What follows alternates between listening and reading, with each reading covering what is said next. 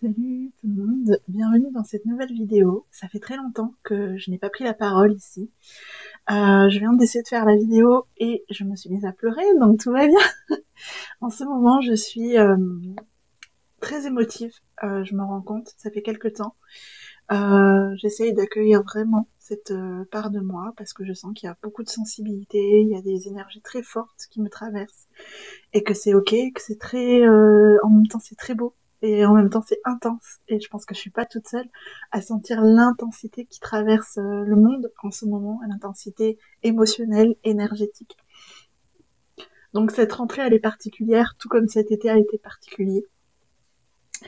Et, euh, et j'ai envie de, bah voilà, de vous faire un petit peu le point sur où j'en suis, comment j'ai vécu mon été, comment je vois ma rentrée, parce que je pense que c'est important pour recréer du lien ici, parce que quelque part je me suis un peu préservée de ça. Ça me fait bizarre de me retrouver face caméra, pour tout vous dire, mais en même temps je sens que c'est important que je prenne la parole parce que j'ai des choses à dire importantes sur ce qu'on est en train de traverser en ce moment sur Terre.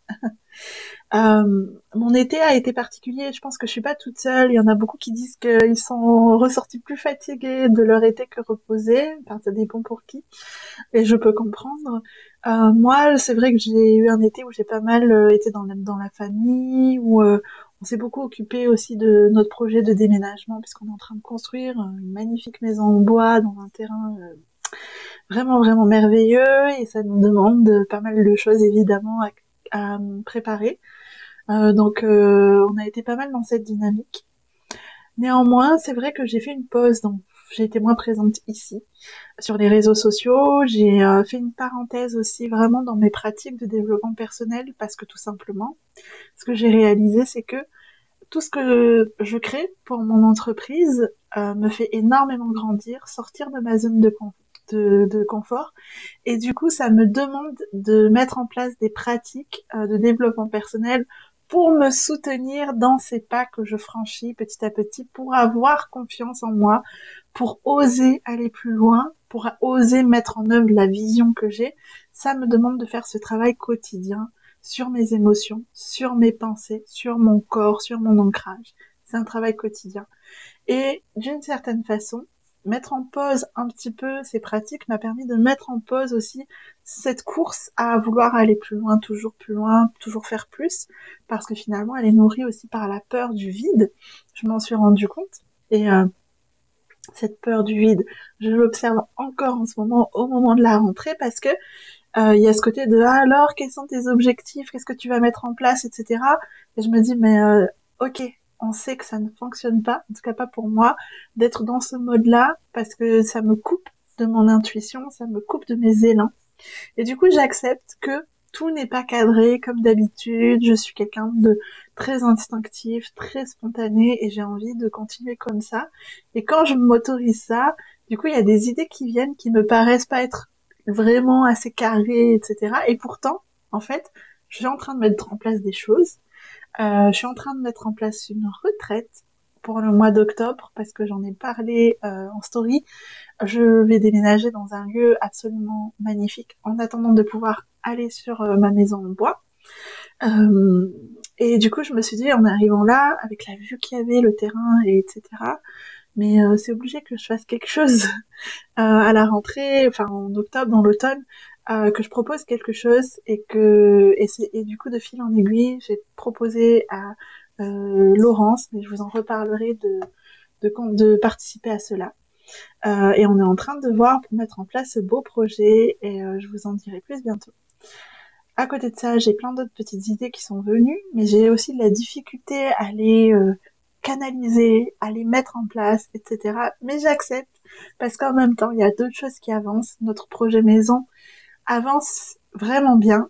Du coup, on a trouvé cette fameuse maison intermédiaire, maison de passage. Quelqu'un m'a dit ça, je trouve ça trop beau. Notre maison de passage, on l'a trouvée, elle est au-delà de nos espérances. On est super contents parce qu'on s'est beaucoup beaucoup écouté ces derniers temps, surtout pour notre projet maison, pour rester dans la confiance, pour rebondir à chaque fois dans la confiance et écouter notre intuition, ce qui nous a permis d'avoir toujours des solutions qui arrivaient toujours au bon moment et qui fait qu'on avance bien, et que si tout va bien, le mois prochain, ils lèvent les murs, ils mettent le toit, enfin, ça va aller très vite puisque c'est une maison en bois et d'ici la fin de l'année, on aura déjà bien avancé. Ce qui est assez magique quand même par rapport à tout ça. Mais je pense que je vous ferai un podcast ou une vidéo pour vous parler vraiment de ce projet, de tout ce que ça nous a fait travailler et comment on est arrivé à le manifester parce que je trouve que c'est un enseignement hyper intéressant de vie en fait, à appliquer sur tous les sujets, tous les domaines, pour manifester ce qu'on souhaite réellement. Donc voilà un peu où j'en suis. Je vous parlais de mon été, donc je disais que ça a été un peu particulier, et ça a été vraiment particulier suite au fameux discours du 12 juillet du président de notre chère République. Euh, et c'est bizarre de reparler de ça, mais je pense que c'est hyper important pour moi quand même d'en parler, parce que je me suis pas vraiment exprimée face caméra ou au micro ou quoi que ce soit, pour vraiment dire comment j'ai vécu tout ça et pourquoi ça m'a tant bouleversée.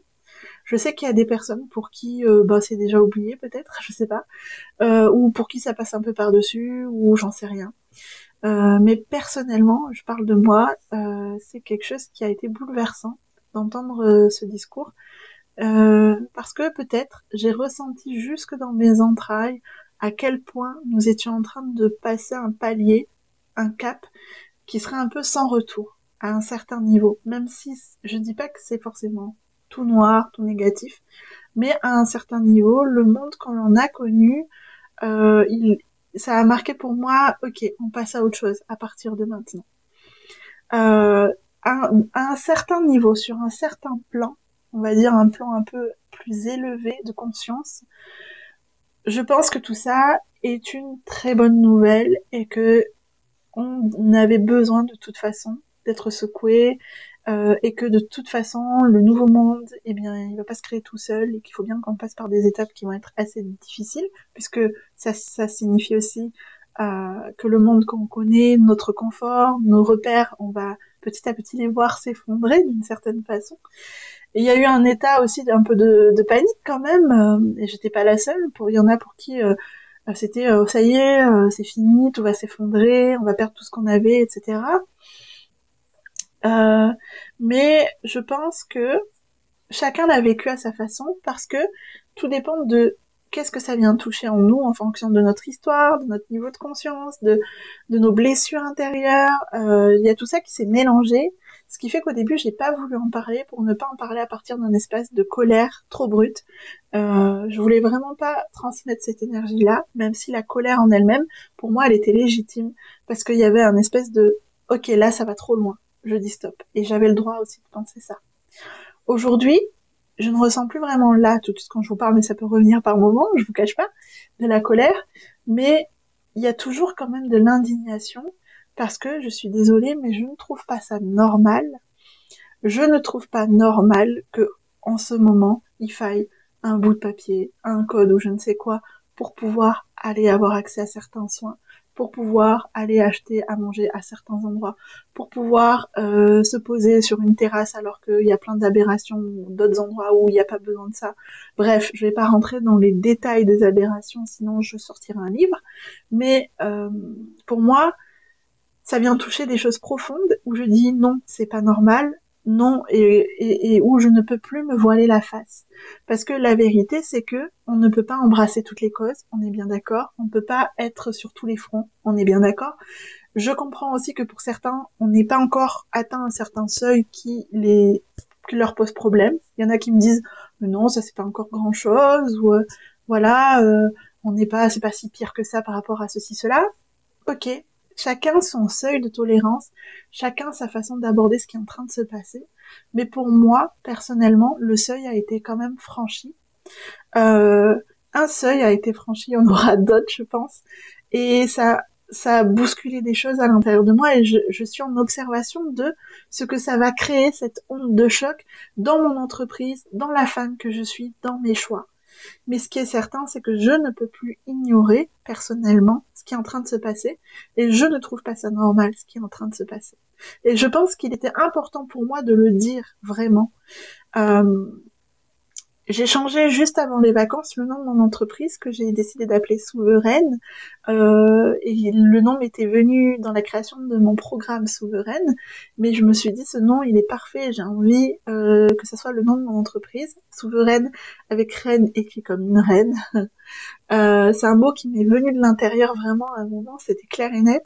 Maintenant je vois ce mot qui est utilisé par plein de gens c'est toujours parce que je pense que c'est des espèces d'égrégores de pensée qui sont là et d'énergie pour tout le monde. Mais moi, en tout cas, ça crée une énorme résonance et je me rends compte que j'emploie ce mot de plus en plus dans mes consultations, dans mes séances en ce moment.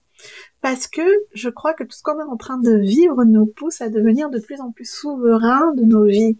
Qu'est-ce que ça signifie? Je pourrais en parler pendant longtemps, parce que ça touche tous les domaines, ça touche la capacité qu'on a à gérer nos émotions, nos pensées, à prendre des décisions en accord avec nos valeurs, avec nos besoins, et pas en fonction d'un système extérieur ou de personnes extérieures qui vont nous contraindre, parce que pour moi, quand on est contraint, alors il n'y a pas d'amour.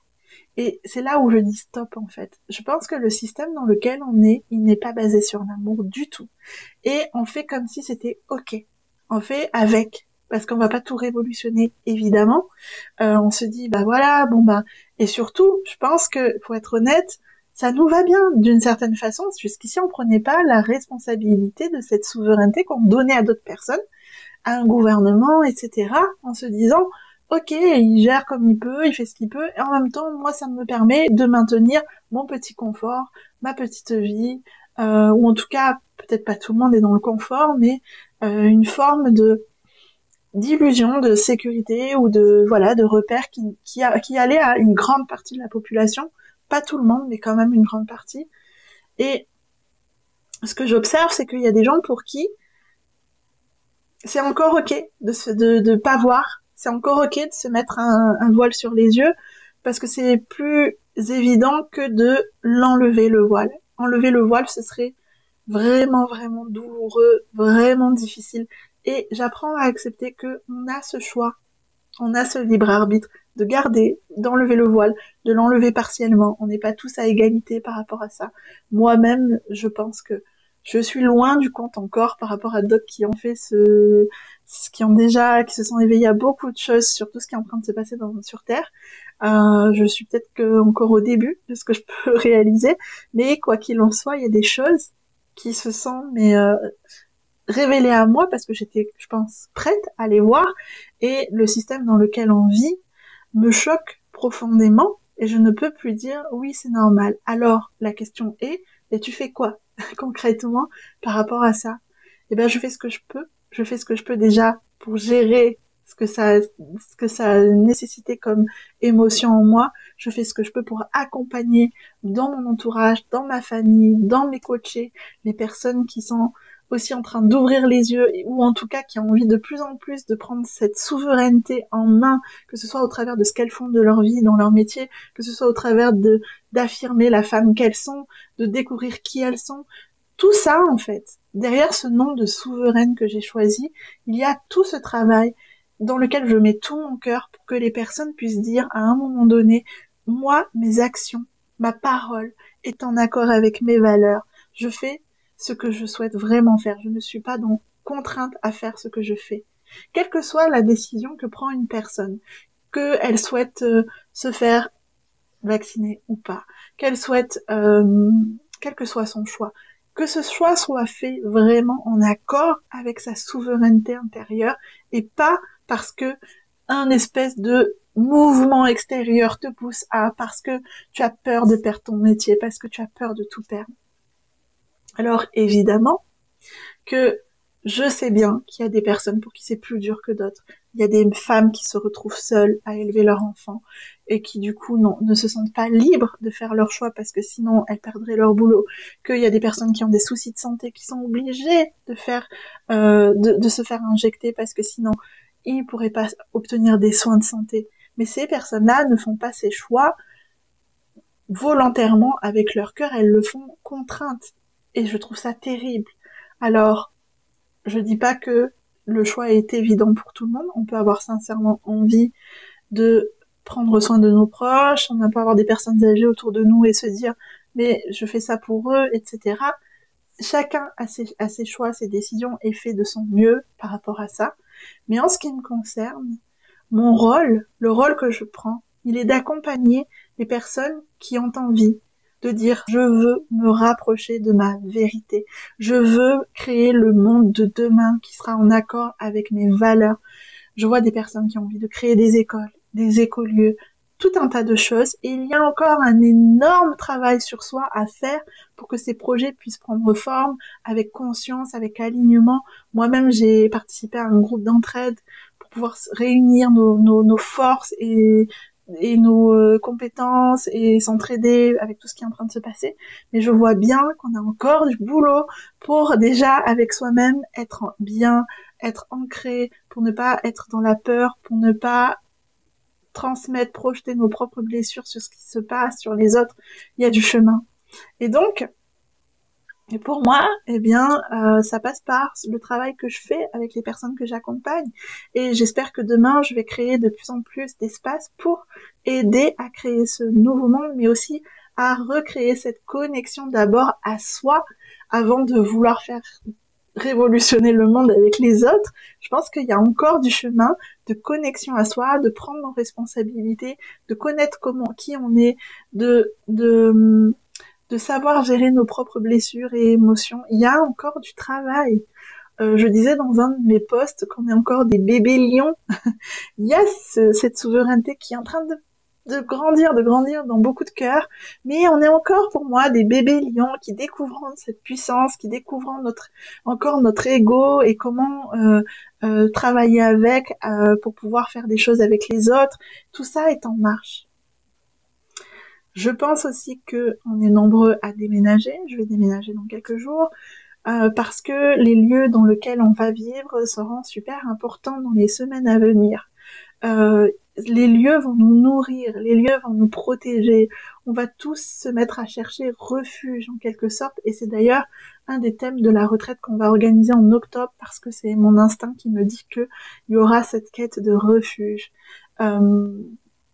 Et ça se comprend parce que même si en apparence il peut y avoir une accalmie à l'extérieur de toutes les revendications, etc., en vérité ça gronde à l'intérieur et on sent que la terre elle-même, on a vu tous les incendies, toutes les inondations, tout ce qui s'est passé cet été, la terre elle-même, elle est en train de pousser, elle est en train de rugir, elle est en train de changer de fréquence, de se nettoyer, de passer à autre chose, et donc on le ressent, pour beaucoup, on le ressent dans nos corps, et il y a quelque chose qui demande à sortir, et on peut pas retenir ça éternellement. Je vois beaucoup de gens qui ont encore du mal à se lancer, qui ont encore du mal à oser, qui ont encore du mal à franchir certaines étapes.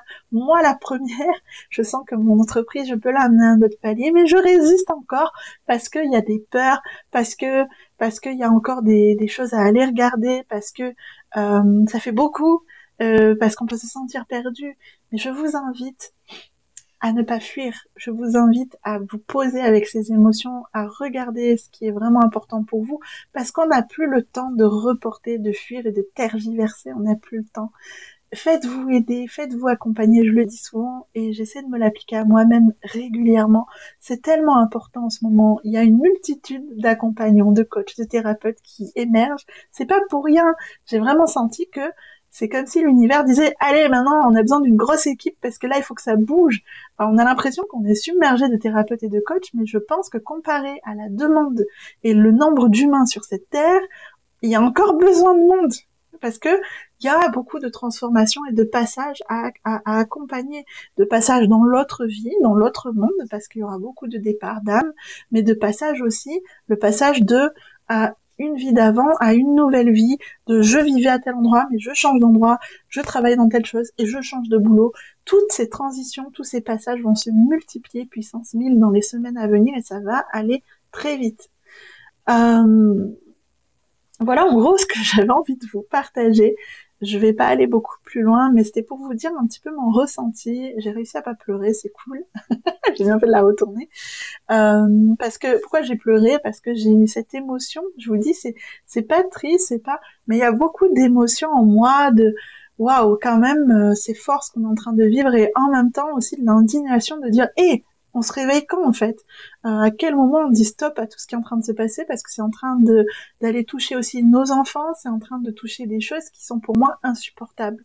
Et je n'ai pas peur de le dire, je vais pas vous faire le mode zen, tout va bien, tout est bien dans le meilleur des mondes, parce que une partie de moi, c'est une partie de moi et je l'entends et je trouve qu'elle est importante. Elle pose ses limites comme dans une relation et elle dit non là Coco, on peut pas y aller. Je suis pas d'accord. Je suis pas d'accord, on peut pas y aller. Et voilà ce que j'avais envie de vous partager. Vous dire aussi que personnellement, non, je ne suis pas vaccinée, je ne compte pas me vacciner pour le moment, parce que mon corps, mon âme me disent non, c'est mon choix souverain à moi, et je comprends tout à fait que vous puissiez en avoir un autre. Avec mon chéri, on est très au clair sur ça, on est prêt à faire des gros changements dans nos vies et même à prendre certains entre guillemets risques, mais c'est pas des risques puisque c'est notre âme qui est ok avec ça, pour pouvoir être en accord dans nos choix de vie et nos valeurs. On est prêt vraiment à aller jusqu'au bout. Dans mes proches, dans ma famille, il y en a qui sont concernés par l'échéance du 15 septembre et c'est pas facile. Et j'observe tout ce que ça génère, etc. Et en même temps, si toi qui m'écoutes, tu es concerné ou par le fait que tu trouves pas ça normal tout ce qui est en train de se passer, ou par le fait que le 15 septembre ou à un autre moment ta vie professionnelle peut être affectée par tout ça, je veux juste te dire que tout va bien parce que tu es tout simplement en train de reprendre ta souveraineté, que ton âme sait très bien où elle te conduit, qu'elle est venue ici pour grandir et que tout va bien de son point de vue. Tout va bien. Tout va bien. Tu es juste en train de te rapprocher de ta vérité. Et moins tu vas résister, je sais que c'est pas facile parce que ça fait peur. Je sais qu'on a beaucoup à perdre, entre guillemets, on a l'impression en tout cas, mais plus tu vas te rapprocher de ta vérité, mieux ça va aller. Et j'ai la chance d'avoir eu toute ma vie des moments où j'ai pris ces décisions de souveraineté, où j'ai dit stop à quelque chose pour me choisir moi. Et j'ai fait que ça tout au long de ma vie depuis très longtemps. Et je me dis que j'ai été préparée à ce qu'on est en train de vivre. J'ai été préparée. Je vous dirai pas que ça me fait pas peur. Moi aussi, j'ai un certain confort de vie, évidemment, que j'ai pas envie de perdre. Et c'est pas dit qu'on va le perdre, hein, tout est possible dans les scénarios. Mais je suis prête et je me prépare à rejoindre un autre plan plus important que ce confort illusoire dans lequel on est, un plan d'amour malgré tout, un plan où je sais que même si on a l'impression que beaucoup de choses nous échappent, même si on a l'impression que c'est très dur, tout est pris en charge et tout va bien se passer, tout est ok. Et d'ailleurs, je le vois à l'œuvre ce plan au travers de mon projet de maison notamment, parce que c'est assez hallucinant comment tout se met en place, même si c'est pas si évident, même si le contexte actuel est pas si évident, ça se met en place, on est protégé. Et plus je reste dans cette confiance, plus je sais que plus je nourris cette confiance, plus ça va me dire que j'ai raison de la nourrir. Voilà ce que je voulais vous partager aujourd'hui. Je vous embrasse très fort et n'hésitez pas à me dire en commentaire comment vous vivez cette rentrée, cette période que l'on traverse. Ça m'intéresse énormément. Ou en privé, comme vous voulez. Et je suis là si vous avez besoin d'être accompagné dans cette souveraineté, dans cette expression de vous, dans ces transitions. Je suis là avec plaisir. N'hésitez pas à me demander. À très bientôt.